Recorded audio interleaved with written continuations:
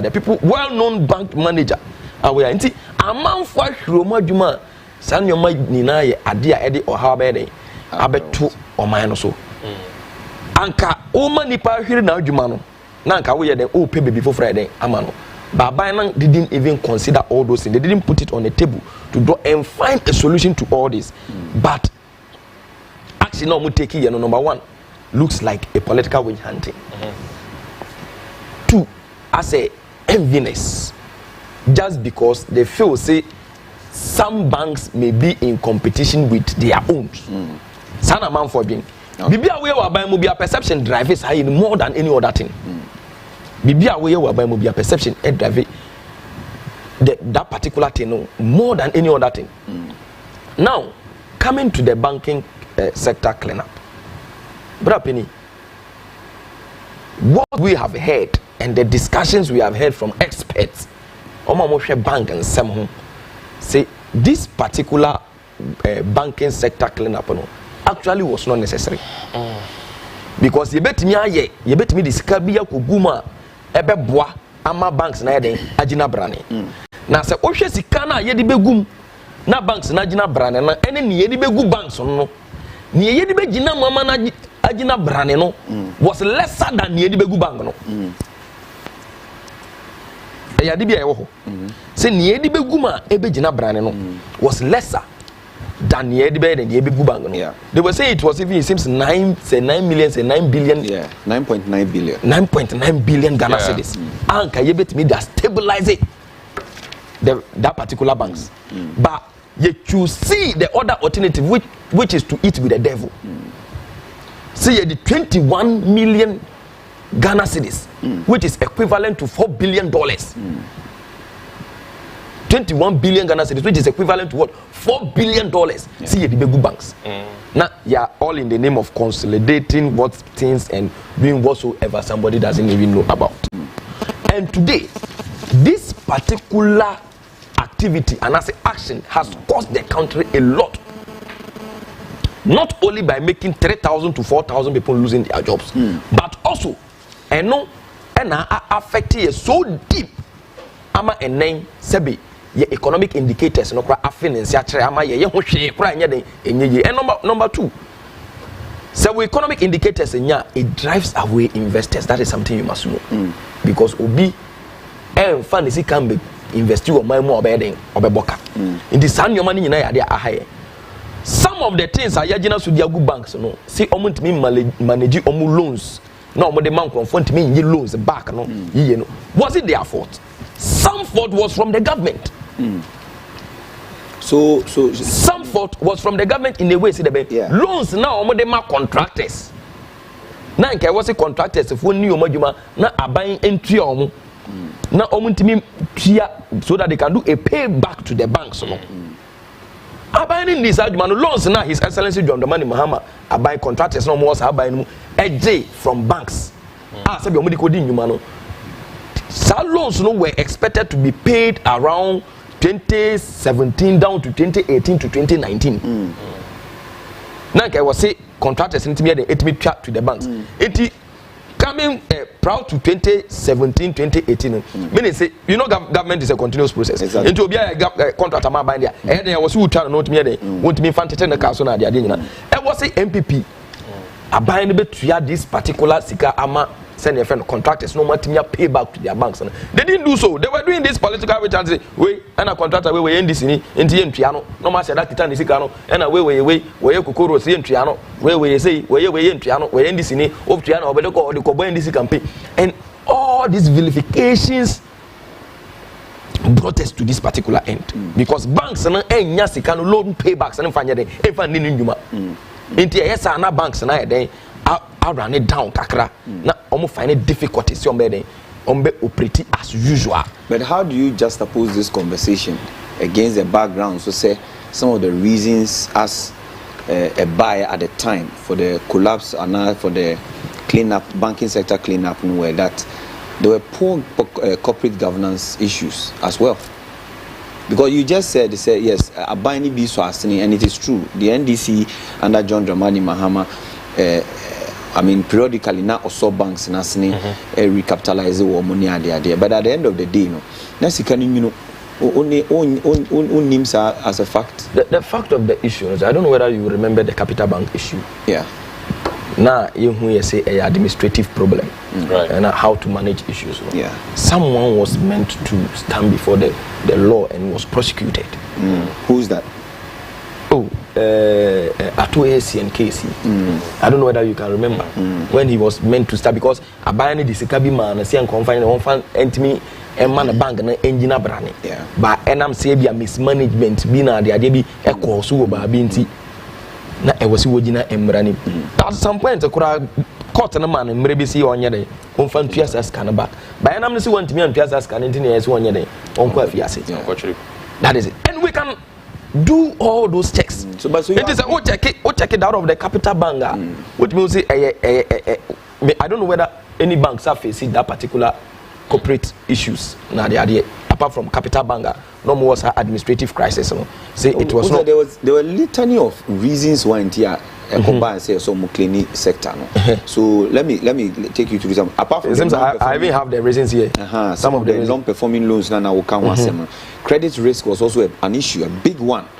Regulatory lapses, which of course, and no, you can lay it right at the doorstep of the government, because regulatory there, it comes from BOG and Bank of Ghana. Yes, when I wear overall, if your outfit and me and super and regulate, I mean and supervise a very robust banking sector. And you can hold you the government obtaining license under false pretense, and also you cannot hold Nippon or Beji Bank and all they all show interest to own a bank. You can't blame the person, but who issue license on blame that comes back to government once again.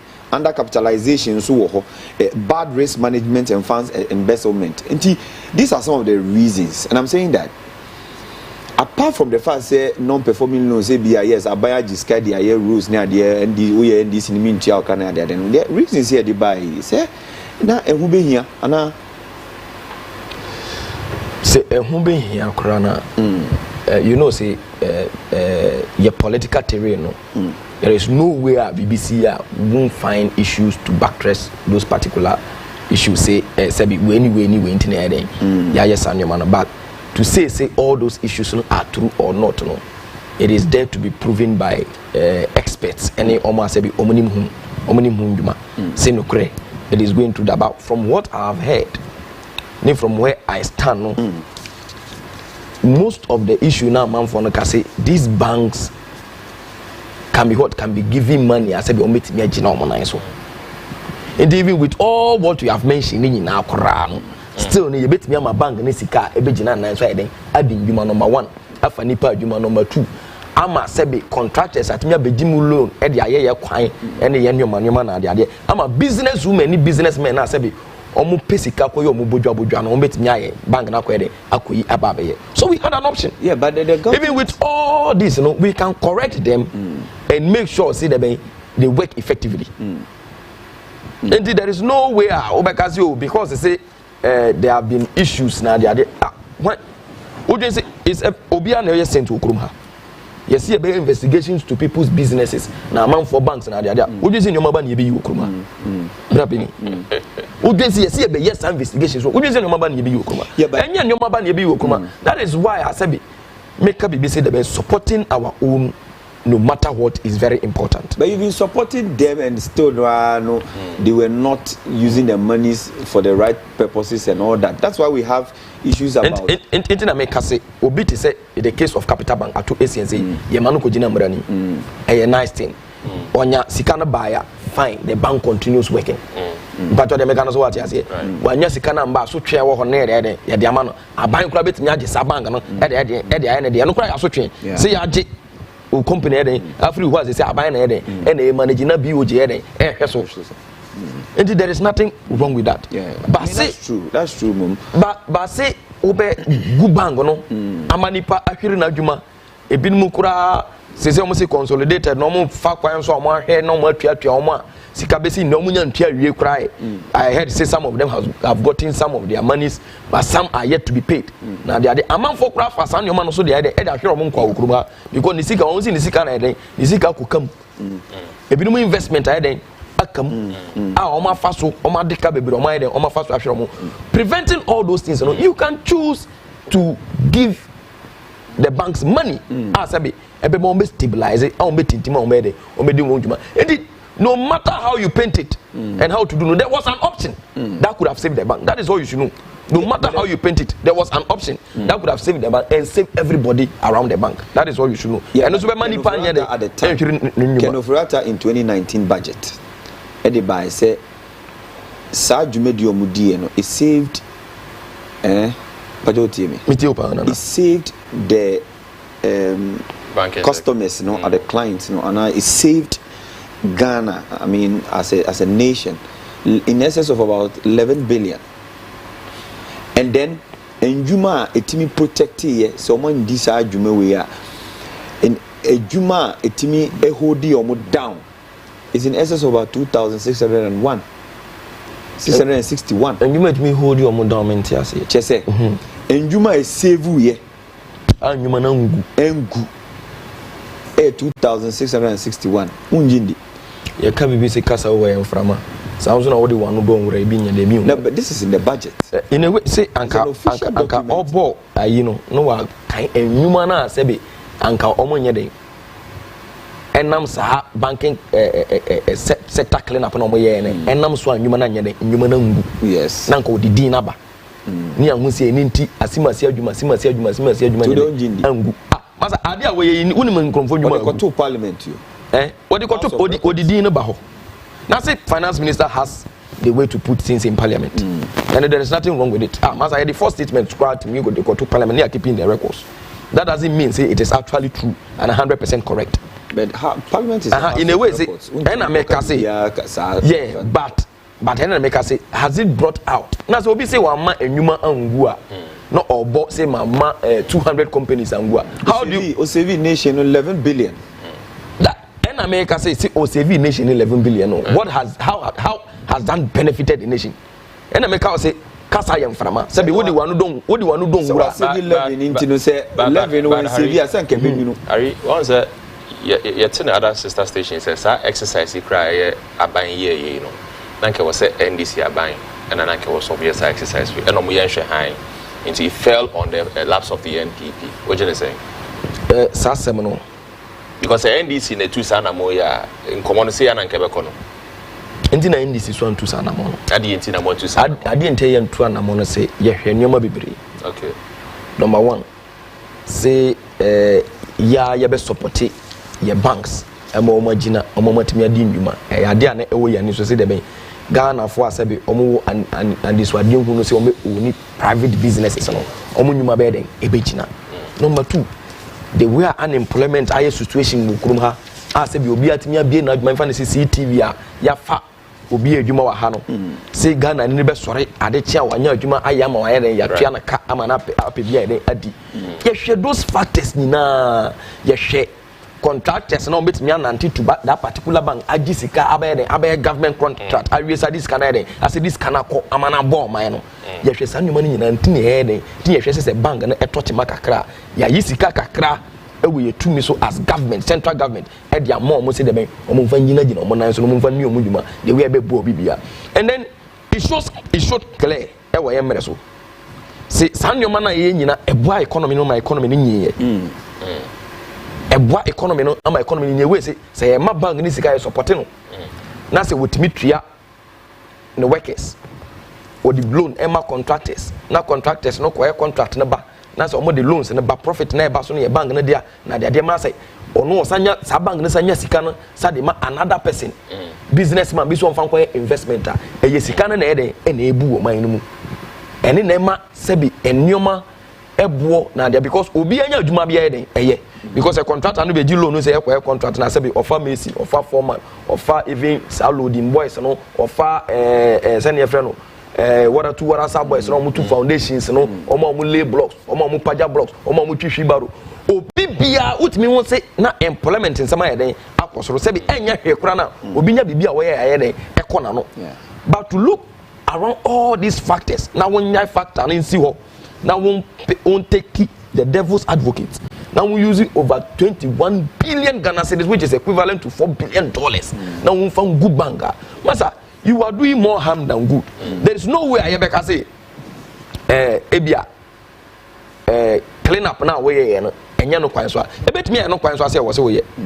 but why wouldn't you check the other alternative I want the NDC check the other alternatives I said that is it because it's very important but the NPP government is also saying say clearly no say you san among we anka say the oman be boka no kenya ka ketwa and the oman and kana oman na bono banks no wo embrana bank no wo ho a kana ye bod de susu nan a banks ni ho a ne kana ya bo no compare can oferata be catch Ghana for sabi no kura bia ni the facts are there the facts are there to show and then your public debt stock you saying embrana banks no your public debt stock you saying kana ya bo no senate 5 times the way na bank na ye wo ho and then ya boka asini bibia. Do you agree with I Watch Africa, which is a CSO, saying in Komodi ni say over 6,000 jobs were lost between 2017 and now? 6,000 jobs. 6,000 jobs were lost. Yeah, As a result of the banking sector cleanup. Yeah, and because kasa keke no ababeka and as time goes on I think say opportunity ba na sa ban foforo ba those things all will be put into scrutiny e be hwehwem ahun sin sem na o kan no kore or it was just some political witch hunting nyuma bia na no mudi and I make say o hwe the unemployment rate emre na yengu bangwe anase emre na his excellency John Dramani Mahama eso bang na sin na dia it was around 8%. You can testify to that but ne enam bangu ngugu ye as say bangu kura ni wan kola wi school kura ma be nya adwuma ye wo ho na dia enti unemployment rate na dey apaja from 8% to the 14.7 which is a worry and then we check it that utie from experts our national security experts na dem ka say the unemployment rate a national security threat to the nation ya dia sebi was here fund this way and this should be a national interest and what's your be fund there until nine banks now MPP for agunu has caused a lot of harm than the good they think they are about to do but me so omo na was say omo na omo dwene omo adwen say omo goods be omo person omo ye but me I don't see any good in that. It is just a mere political witch hunting vilification of individuals, people who maybe didn't support their ideas was they are in this and people who they think will worry them in the near future. Why do you think political witch hunting? Oh, political witch hunting bit say obiti say you do for bank Unibank. Experts said say the bank was doing well. Omo experts said say that. So I even intentionally went to check. Adientia na purposely Unibank no mo omugu. The reason why omugu no what reason is here almost say one poor corporate governance and risk management. 2 high non-performing loans. Yes. 3 insufficient capitalization. 4 regulatory breaches. They said they were working and liquidity crisis. Now they are doing these cases or as I do for the court to crime as an inseminal would be. Now they are the battle now. Yeah, that's what change Nasrani Abasa and in your money. Yeah, you can see a baby in the bank, and this is a clear case of political witch hunting. Okay, a clear case of political. I don't know whether recently you have seen Papa Kwasi yes, also doing some videos and even TikTok with me, Baba Church and now drain the idea letters being and your manoma say I was say way be na the identity wanyana nini na fans and buy. So some of these issues are clear. Obianim say political witch hunting at MP4. So you agree with Indum say or can say young funny license money back? Oh, I didn't young fan money back. I was see any young fan money back. I was see give it back. I was see that one I can't say. But John Dramani Mahama is on record to have said say Oba he will look into it. We will look into it. Into a ba ye be hwe say ye be den ye be di san nwuma na ye be di no. Say yes ade obi license be ma no. Say yes ama obi be safa no nwuma ayadwuma no. Ye be hwe ansa ye den ya ye hu nwuma bebre because ye nim na e course from then to now. Because yes sabe yes I even restructure those banks in nyina kura na e wo sika dodo e wo se yemfa nye de aban in person yemfa mo mfa so mo asede no mfa yete wo se ehwehwemu ye hu sika dodo obi ere ehia ansa wadi na wo de adi na na ya de be bo Ghana. Let's move forward. You see, and I think last week baby on this table we had a discussion and it's on the news. Say President Nana Addo Dankwa Akufo-Addo at the Oshe, in fact, were authorized say sika botany 1.5 million Ghana cedis. Yemfan tuetua ebusuafo a omo ho koka adwemu ewo the collapse of some of these banks ni nsem. Me sure so we are aware. John Nana Addo Dankwa Akufo-Addo. Boss, I mean send me message me ayi ma drink kakra. Don't worry, you need some message no we like I'm saying, the president of the land, Nana Addo Dankwa Akufo-Addo, last week baby Edibai say washe is authorized that sika botany 1.5 million Ghana cedis yemfa ya lokiti na yemfa ntuetua ebusuafo a omo ho ekoka adwemu wo sa banking sector clean up nsensemuni omo musika akoloki wo some of these financial institutions me mate abamaso ye maybe I've not chanced on that particular news, and maybe I've never come. But what's your take on across that? Because the reason why I didn't even chance on the news and they say Nana Dankwa Akufo-Addo, His Excellency, on can't be Papa B. I was media chief. Oh, there is no way I made in a chief. No, can't be Papa say. What's the seminar or can you now?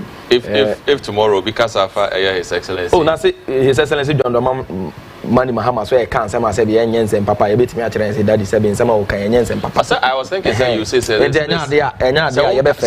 Harry so won't take crana yaka. And make us is a good say and make us say enti me ba ho. No akondem ni ba lo ka say me ka the entiamanti. Ah okay. Say ono dey say onye obi am izadi na chi me follow no na bibia we bia because my own say ono no time I dey expect watwom. Nti ono ne oye na ebe gina ne eno ana ono ede eno oye ne ne obeka ono ho beto no eno ede eno oka nti ene o se yemfa 1.5 so o se yemfa 1.5 million nkoma se be omo ho atoche ma wasansi nti ba e ya adwene pa se be you don't know how this money means to someone nti me betna ha enka bibi sa keke se en wo se yemfa na se bibi e wo se de ben yemfa sasika na ema omo a sika na omo de but for how many years now? That is the question we should be asking. Afi na to wa bi no so this kind of omo ana. And why is he now? What do you think? I didn't know easy. What do you elections in we can something we not still cross your bed Jesse Canada mom no cry and confirm it. See we bet me their mom. If the elections in maybe I can't from no being as yo Charlie and my MPP. If you are 90 for month for Ziganya, then you take a mind. The father Sakufa and somebody is got mind. The entry mom on face Ziganya. It's a political strategy. And higher. And higher because they say Ghanaians have known the fact that MPP Amanyo Kobia Sebi ano Yabin and Omo Obi to say His Excellency Dr. Bawumia wo yo obi a Sebi wo ye braggadocious talkative yenka Bawumia se o man kwan a enya ne bia na no boss exhibit no o ma omo kwan a MPP for omo kwan a o betimi akasa saa ma de acho omo nya ho hwe MPP for adwuma wo se omo di wo kuruma e ye talkato all right na nko omo mwae Emma intimi enter Guinness Book of Records e talkato because they only engage in tokenism. Tokenism, they don't put anything in action. Identity loan. Sabi sika amount for good banks and then good banks. People even did demonstrations. Have you seen some? Amount for Tigo Abonte so kita placard. People were sick, were even at the mercy of the weather. You have never thought of paying them. Now I have got to all right, and I will play on the minds of Ghanaians and say, but even with the 1.5 million, even with the 1.5 million, do you think it's that enough for the people at Omolusi? So I don't even know how much is needed to pay the people in full, and I don't even know how the percentage he has mentioned because I was here Hunsika Dodwa. I was your mutia, and in here on my penade, abo, near percentage now the bed. All right, yeah, percentage now all different, and then the best Myanmar.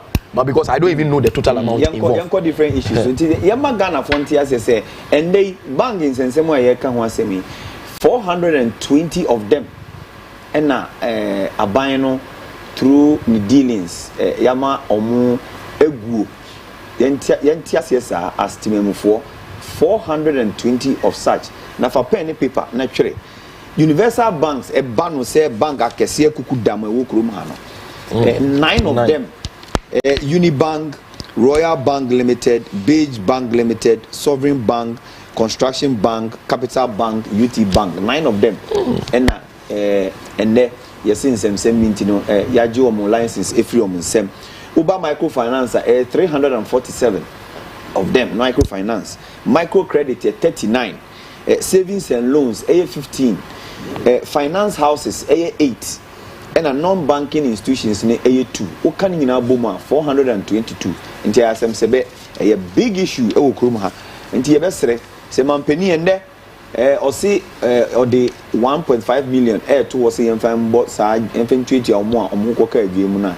Ebesu bet on Conon Sambrium to say the last week is bank no cradia in me boss, they said Heritage Bank. And it won't in some Libya canon. Oh, they are quit. And share snit in some hotel to sell or not to sell. Rock City, Brian Champon, Nidia Kekeka home. We would say NDC to say led by the honorable member for Norton, Samuel Okujato Ablakwa. When you brepa, are they? Senka Brian Gia, Senka any bois, a cotrimana Brapini. And someone would have to Punusi, a Sama Sebe, a Dagana for Kumasopa. When I'm saying it, idea sabi ubia we adwuma bia nto boy den ewo ho yeah and he say and then senate wo property bia na tell say obi biara wo ye nto boy de ko ho na de nti aye o man ajapade a sabi en wo say ye di agro kra yeah en wo say ye di agro fa ho okay ade anka wo say ye jai ma sabi je say ebia west come to west I mean fan say sa adwuma na ebi ye no ye enyambransen be like not making enough profit ebi are losing ebi asika na ye tugu ono kura na e mo ye de almost waste wo so but here lies the case this particular venture number 1 oti honorable Okujato Ablakwa nsemu was say it is making profit was in hwehwe mu nyina kire and until now kura no Brian Champon ne cohorts ne MPP for no mo defend this nsemu no have not been able to substantiate to any fact say send your friend no Senate Hotel loss and losses. It's a fact that they are making profit. Yeah, that's true.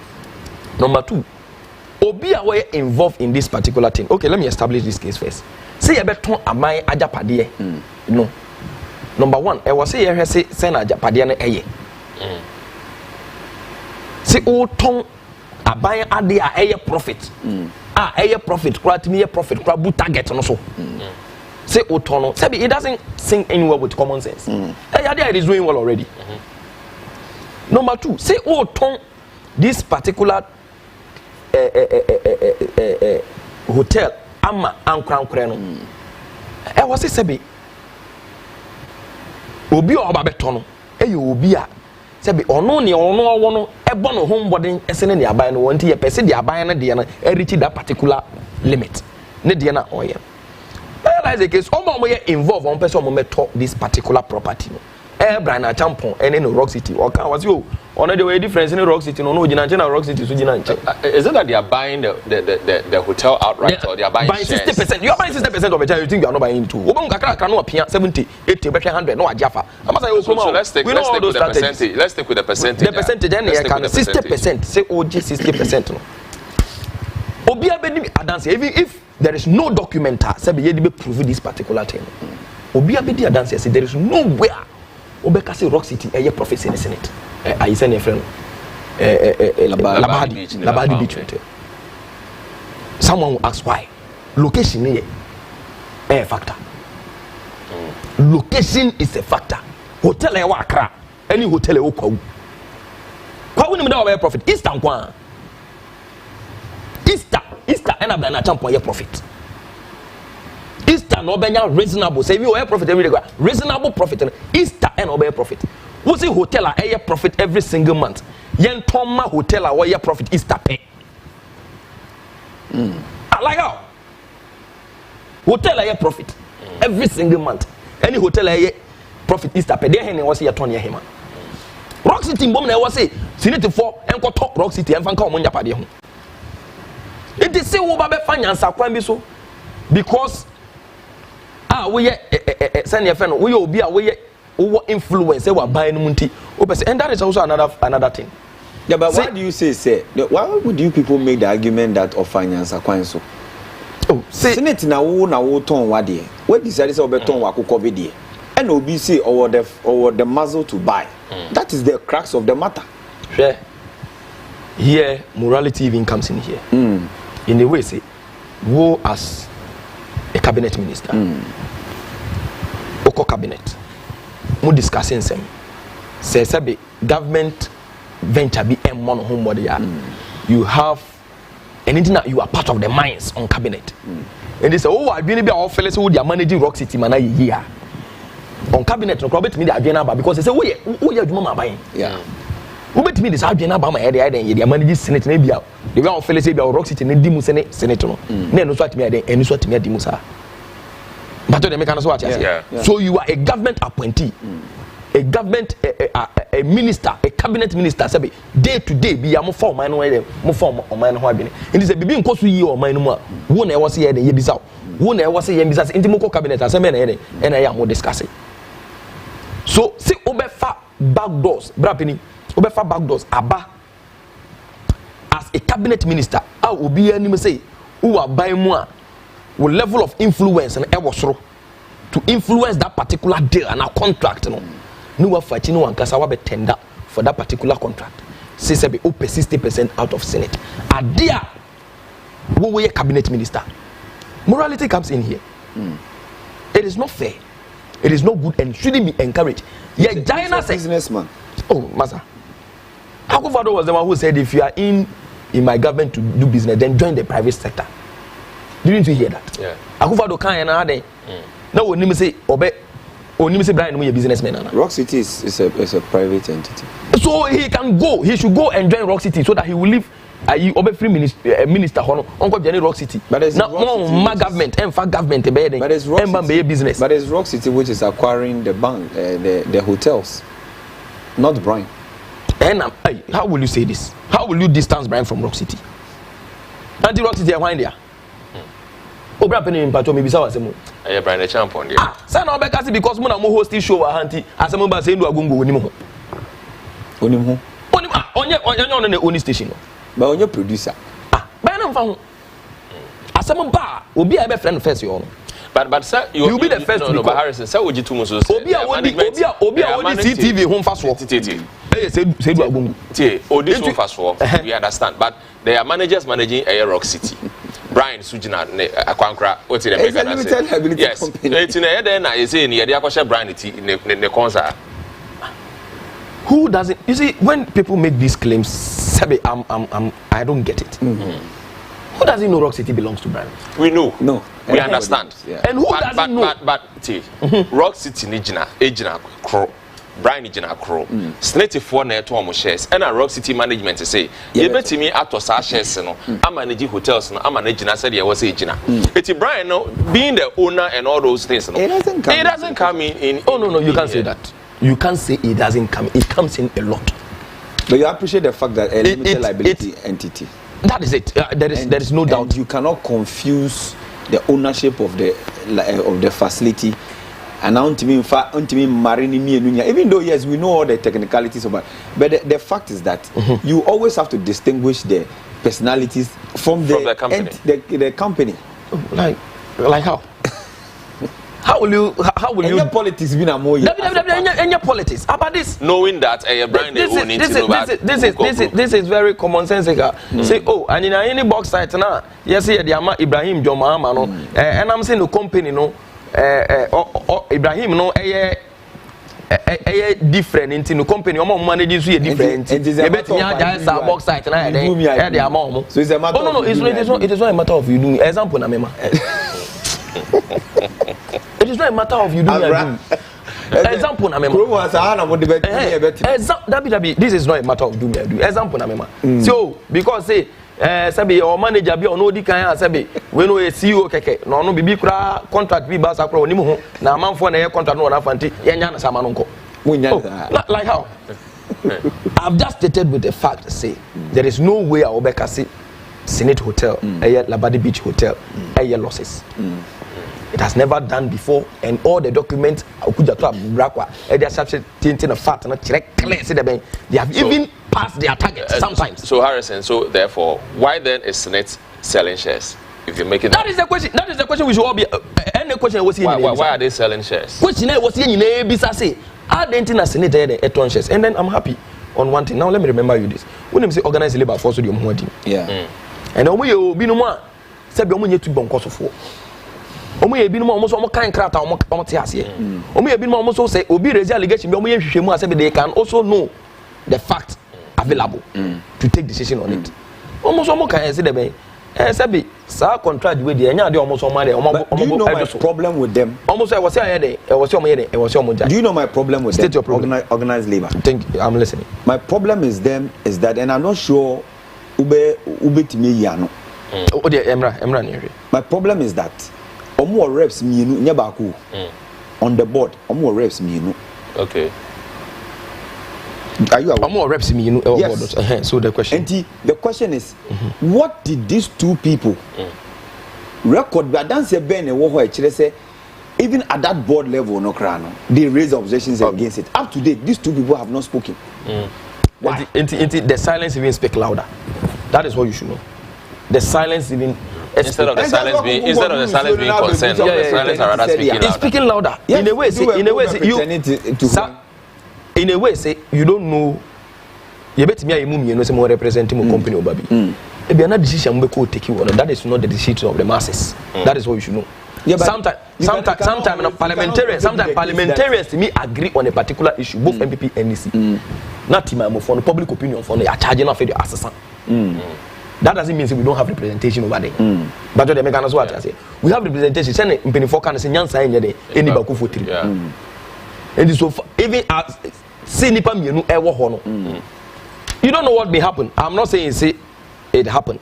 Maybe on baby for months I say my idea. Obey idea. It is a yina out. Now say organized labor and so I can crata no. I remember say oh Nipa Munu am representing or maybe you are about money as your mom. And issue a statement to that effect. Record say no more no can say workers in more to this extent. What you say?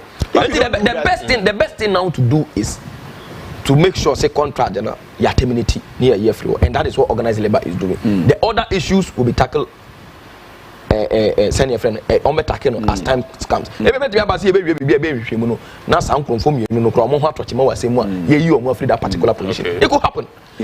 We should just give time some time. So today I mean a director general for pension scheme or the abase holding on with the transactions. What you say now omuntu into the issues. Yeah, so the issues will be properly. So that is what I'm asking him. Properly dealt with. If they are making profits, why are they selling shares?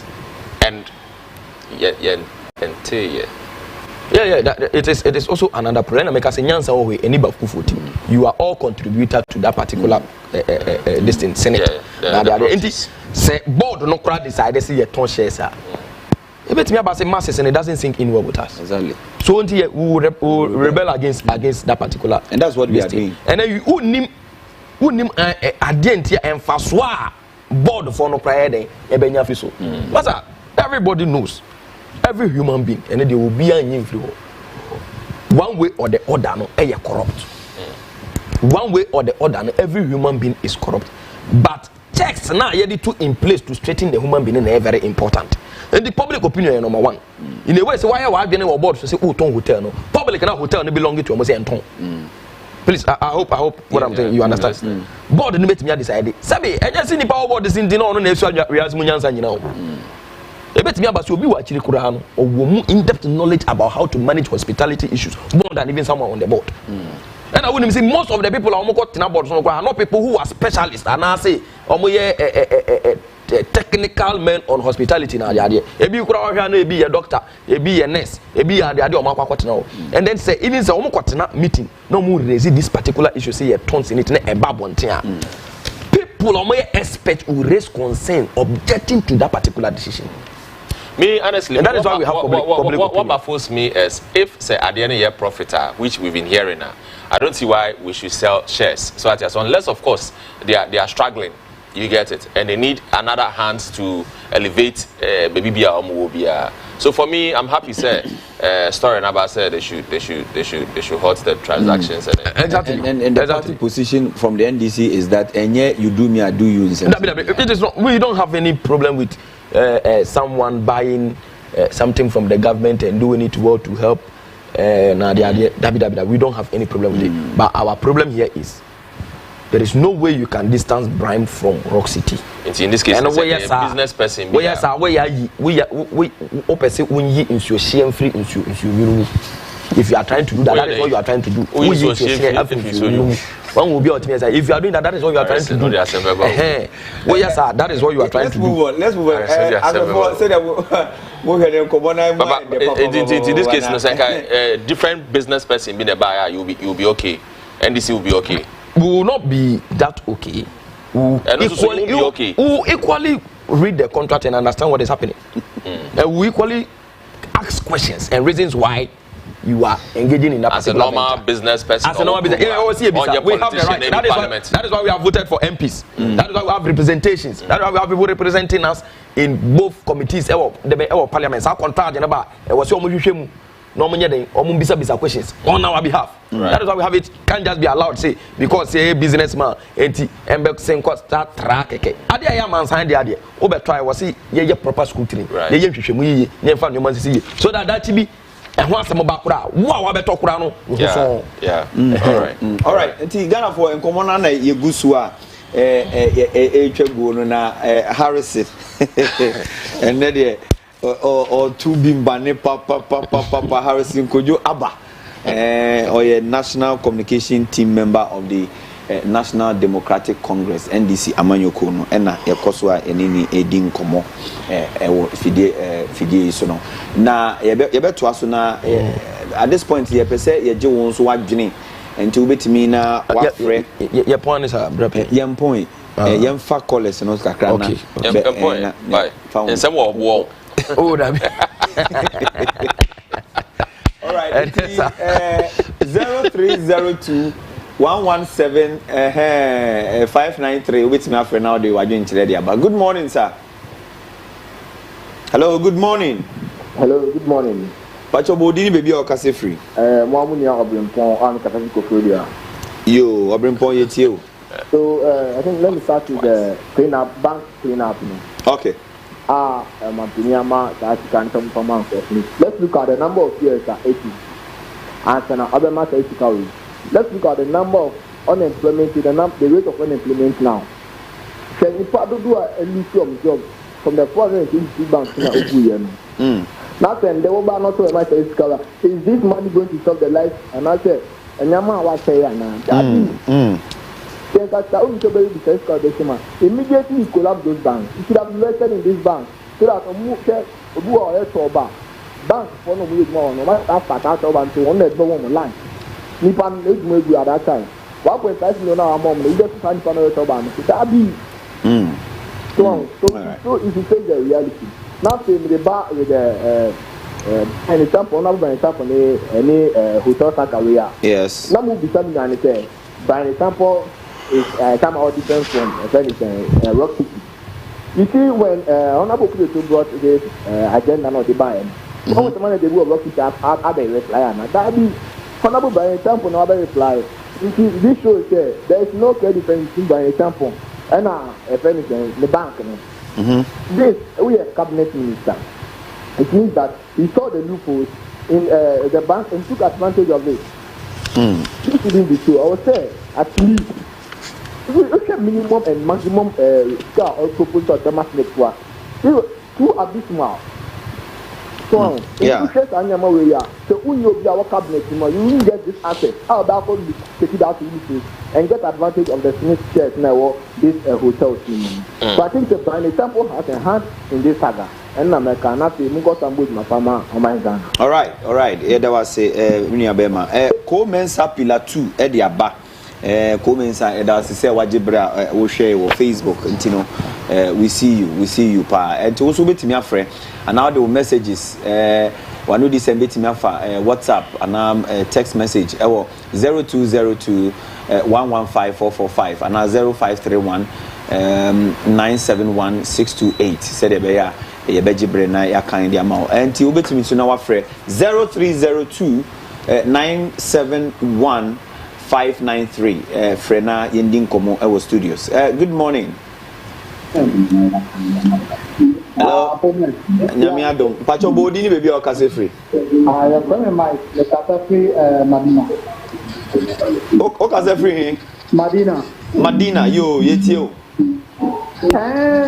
Na no ye tutama ye be botu ansana obe meskan. Tutama ye be botu tama ogu bank na kete amafo wu no amafo yale amafo yire me ejo mo no tata mu de na emma ni se obepiaka obi kedi beba ba ye tutama ye be botu na sana we hu se ni me bo wa kete mo ku di paneji kana o koma no te do di pa on fanye de kete tutama ye be botu omu be botu omu de no ba be you ka so me eno me omu fam bi ni ku da aye de on be ko ye be fam o okay all right no be ye de ma teenage no pa me that's all right enti ye guso a ye twen se onso obefre yeah unia Harrison enti na o bibi kan ana na me person me say yapon an sa na okay na ye pon a wo special ayibi abeya na me was special in chia bi anka me chia na asemi three magic kakra me nim how true it is but then me lawyer correct me if I'm wrong yes Brian okra no net mo sense me o tua be 300 ayibi o tua half liter and who's ka 7 and they mention that in di musa in ba and I then say mefa honorable member no nchokujato nti any fast bia no me aso okay the TV better hu se me bi ho na ende yi waye kin so nkran exams on metro no July 8 to 15th ehun komodi aba pa strongly and I'm sure say NDC as a party no we are aware say ende waye ke see the aban de omuka akoba say aban se we 47 million komodi su ko ba parliament majority leaders we 80 later na etwene asre ne abasa ne ade but we'll come to that. Good morning. Good morning. Pacho bodi ni baby o kase free. Yo Pacho yetio.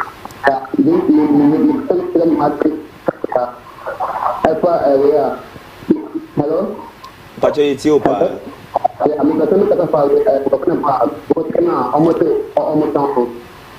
Because if I put it to start with the hello? Yetio pa na jina yi maye. Yetio pa na jina yi maye.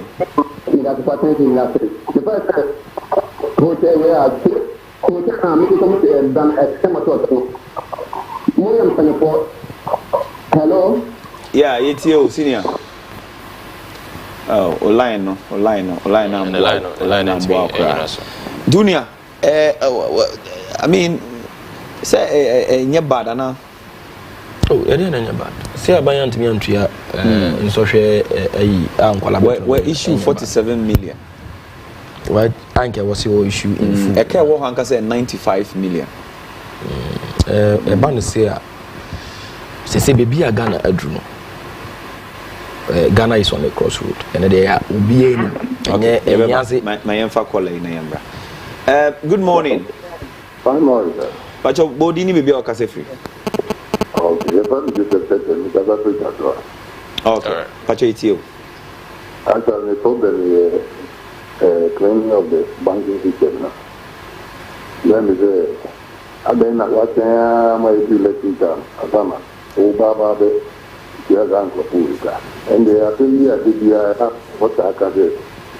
The sometimes we need to do who not doing it. Yeah, we see more person on car. Okay, maybe or I decided the other.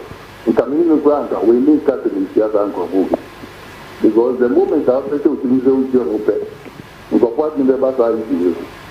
They can want and this on both sides will now and find election. Another thing is a far but I can't believe it. Maybe that is it the only one bidding for this hotel here now? Because in the game of people, other price of motor, they will be trying their best. Now, in fact, all these banks came from one person. And you say, but they do a good to count any year transaction. If it's doing it, and your advisor will say, because one for a part of the government, and they are saying, don't mind individuals from different states. So I did that, said you see, we are,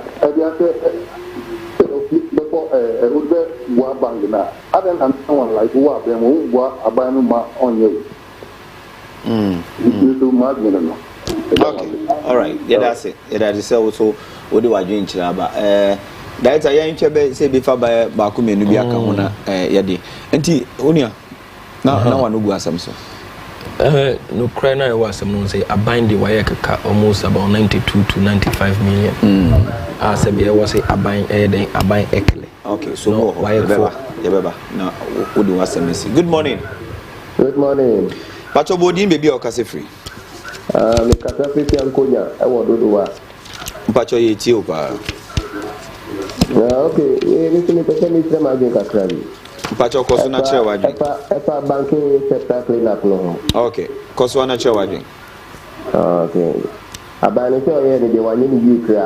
What my Bimuka Kaho, Papa. Oh, Kafra. We were there for the bar because of fear. Yaman Koyu,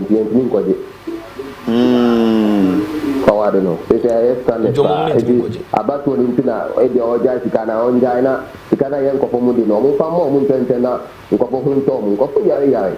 So I don't know. If you haven't been Oh, okay. And Kafra, why? Kafra say, well, you Papa out of this unfortunate adi. And to Onia, one who was no, one will say Obi Kabibi and a very sad situation. Say, all last caller, last caller. Okay, last caller. Yeah, good morning. Good morning. But your body baby or Cassifree? A friend got from the Pacho Yetio. The example to say the cannot hotel. In fact, they say they are not for a new two weeks. But if you are willing to 50% of amount for a pension, nobody here there. Who cannot say who are in 8 years. That is not the theater.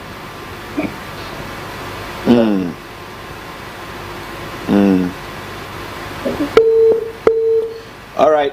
Enti yade course no bi si ha na yada masese obi bia ofre bia na yada wasese ojebre na ofre obetimi de messages no so de aba na ebresem no ento ma program inquiry na yakan e de amount ko mensa pillar 2 or de aba o say Baumia Napo is Ghanaians choice. Let's support them for a better Ghana. No more dead good again. Greetings to lawyer Mike Okwe Jr.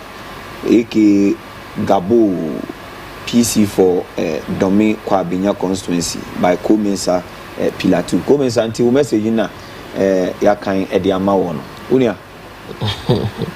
Ogwa no message na mesiro. Ade na ba o me wa hwehwera ni mate abre. Ono na mo kra onya bi. Okwa obi a mpese ode no ho ba be e fore no boni. O chi akoto Pentecost so fo yi ho. So boku nyina. Na papa no say oh ora me nyame nipa me ntime mfa me ho bedo atope wo boni a wadi nyina ho.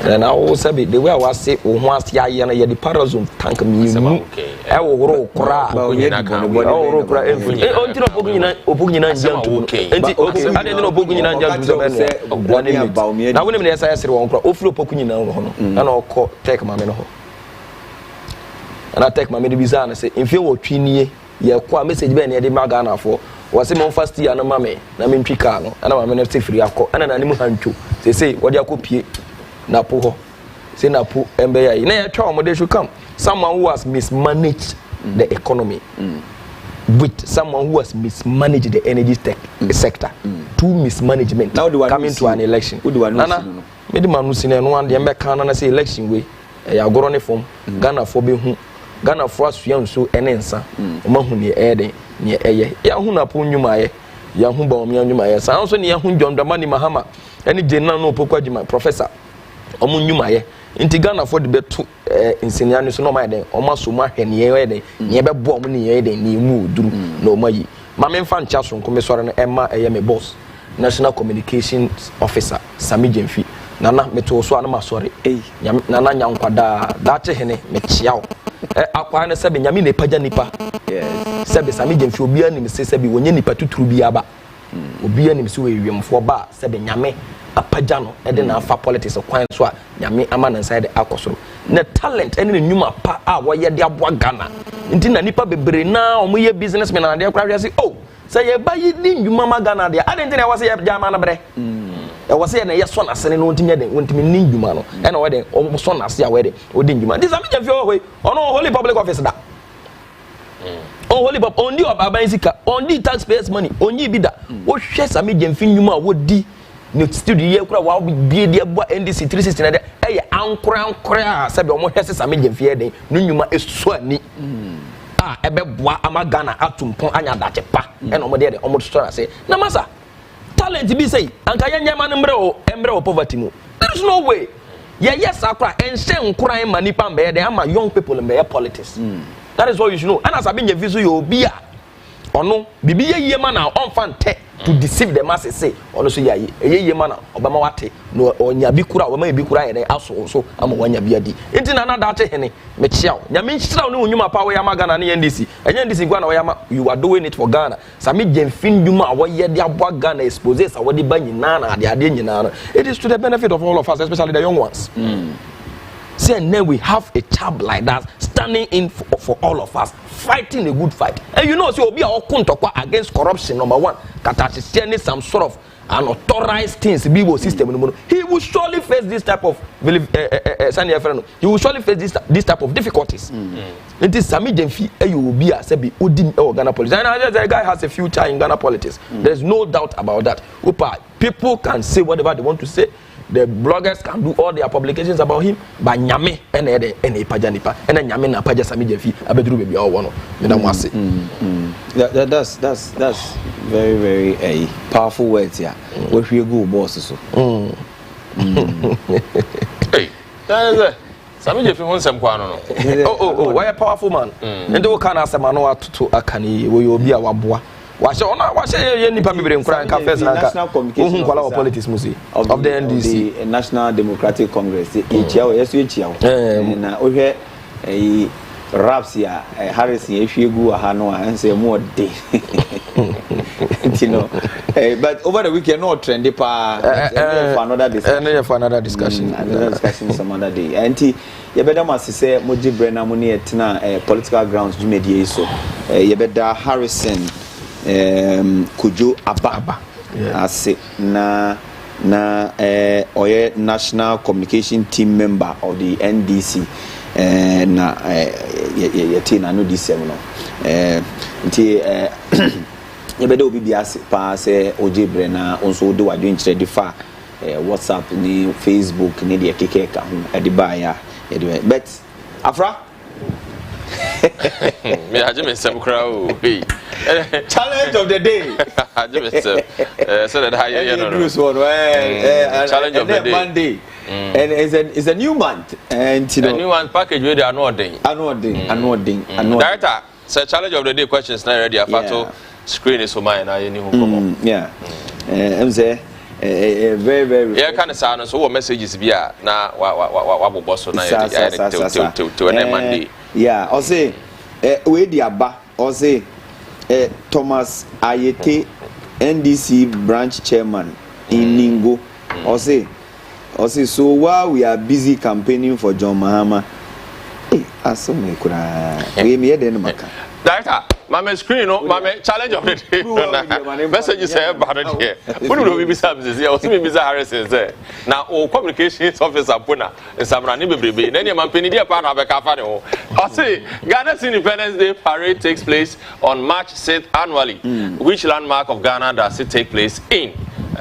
In Mole National Park, Black Star Square, Menchia Palace, Elmina Castle.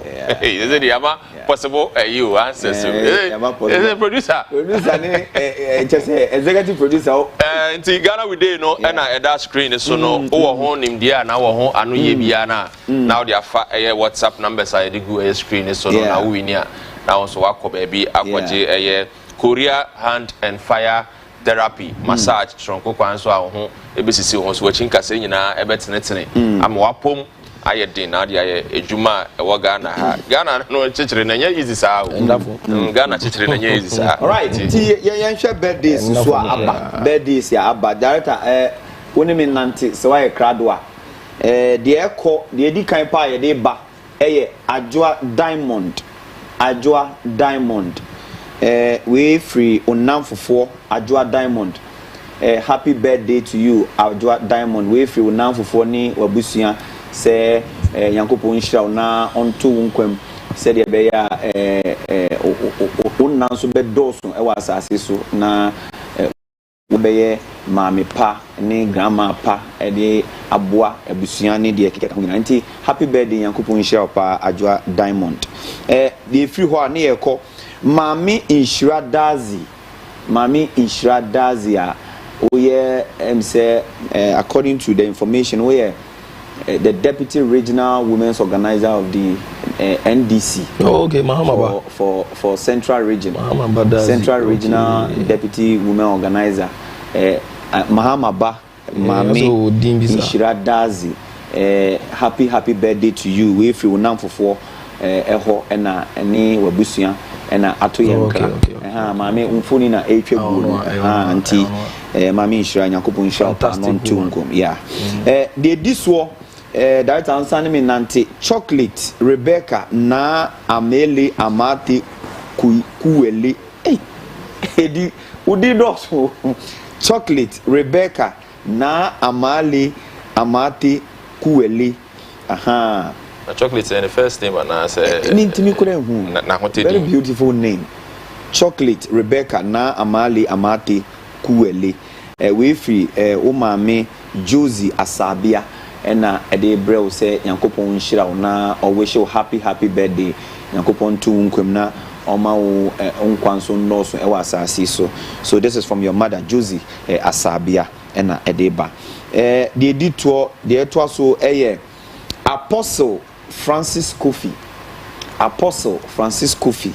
we are general overseer of Triumphant Glory Ministry International we free oba or say o daughter Iron Lady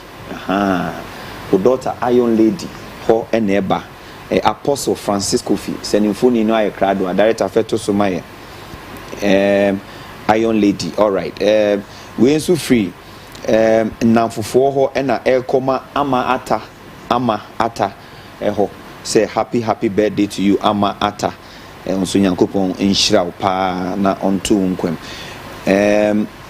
we enso free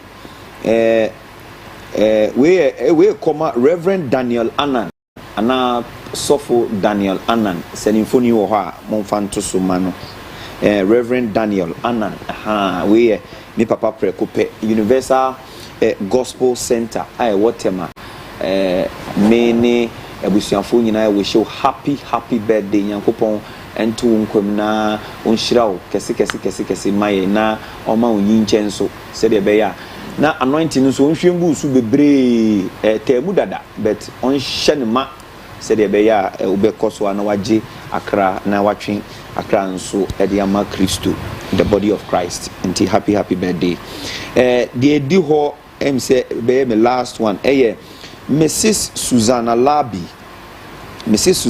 na we no yesi poem nti director nyabotrema me na menkan a mother like you is a precious gem, a treasure to cherish, a love to win.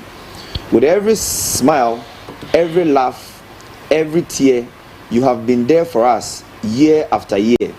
Your kindness, care, and gentle hand have guided us through life's journey so grand. You've taught us to stand, to fall, to rise, and in your eyes, my heart finds its prize. Today, on your special day, we want to say thank you, Mom, for being there every step of the way. We love you more with each passing year. Happy birthday, dear Mom, our love and cheer. We also feel Omaho, Mami, Mrs. Susanna Labi, Oma, no now for new Abusiana, Edisa, happy birthday in Samsami, Ediaba. Afra, I don't know, so we'll be what. There be another mini messages okay, mini messages Ninana. Maminchia, Mauli, Saxo, saxonist, Mencanisa, or boss saxophone, yes, and Yasan Ketuakura, and the papa da from Mauli, shedding pana, a brand swan, and say Busumiana, Ebekura, papa, a brand swan, a better news radio, and I'm Pekra, so that for more that for me. Say, until a day, the original Hono, a dear by face. The form the Anna many and Jones. Said that I no you better Ubibia say and they so Obadi dia chair, ya the Jumediano about Nevia Nessa na Machia a year Golden Luxury. Golden Luxury fashion house via the say no see open member Pamata de shower. Oh, there's a Yamano Pamata de Ma and Cassa, some Casma Cope, a dinner ba. Her combination is for one a Casa phone, so no. What Shema may a deal into Golden Luxury. In Chakas and Command, Sawaji Brow, share a morning show, or a Hojoda Bank Kumase, the Chel Bibia, so Ewo Kumase. Okay, if I said, I'm a director.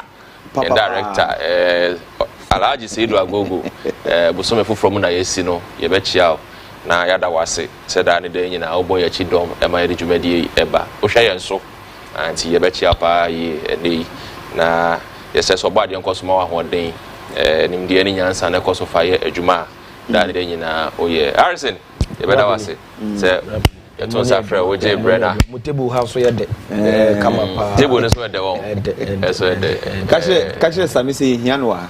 Oh. Oh, serious. They never Kasa, you come up with Samim Mahana or tier platform. So, catcher no, catcher camera when I catch something. Or there be catcher no, catcher some is it. Brass Habi JV, Brappy, where they wouldn't be women who say, Yabeka was and was over. It's a executive producer, Abna Ia Dom, Nayachia, producer. Oh, yes, Shawa. Mr. Kofi Albert Daniel, you better Papa bro, a champion man. You bet Mr. Adanu say on Sudan Denina no Oboya Chidom, Nimdia, open Nimdia, or media anymore. Untimin sign on why Kukrumuti outside on Hobopwa, and ye, Mr. Danu, the betcha when they was some for front, you see me, I say, I want them banner, Danny Denina, and you know what this I was for, and see a betcha wants so. The betcha makeup artist, Leila, Nimna Uchino. Nimna Uchina and some, but we're good. Aye, and front desk in Chiano. Why, Dinah? Dinah, Uchiana was a funny picture. We knew the Dinah who TV so. Dinah, you bet you our class media group front desk, you bet you a client service phone, a mass on no mobile Juma, Ama CMG, a chiamo, in some of Brepa, you Montanas, check. You bet you Accra FM, #1 radio, Class FM, your chair will be Mr. Stanley, your chair will be your chair and director, Ni. You bet you and director back also Michael, me and soundman Jeff. And say camera. Yeah, the only director is Michael. You understand? Yeah. Don't do that. Me, you bet you, senior cameraman. You are a floor manager. Or make that correction. Obviously, my major correction as I'm director. Yes, director Bakope, Michael. I once was super me pa. They took TV so. I'm director Bakopa, Kesiepa, Michael, and I senior cameraman A&E. Floor manager, Samson Afo. You better say. Yeah, but Sister Bidiaba. Or say I am Rosemary and I'm watching you live. It's my sister's Obaya's birthday, so wish her for me. What in the picture about bet I late. Obaya, sister Rosemary, I wish you happy birthday. And Ctv Dwabo crooning na and ya saw you in unity.